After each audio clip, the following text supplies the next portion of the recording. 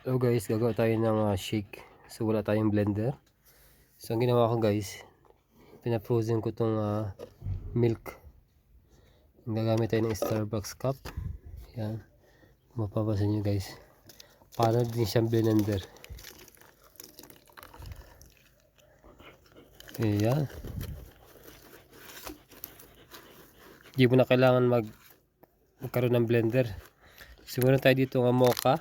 Yan. Ito yung for cold, ice cold lang guys. Yan. Nescafe. Lagyan lang natin siya. Yan. Haluin.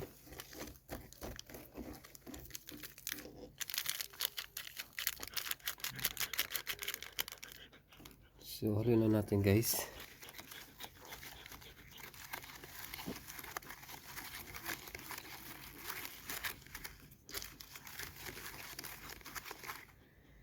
Ito na siya guys. Ice mocha cafe. Yan. Napaka-simple guys. Hindi mo na kailangan ng blender. Ito okay na. So instead na doon, hindi na gagamit tayo ng straw. Direct na siya guys. Na inumin mo yan. Starbucks.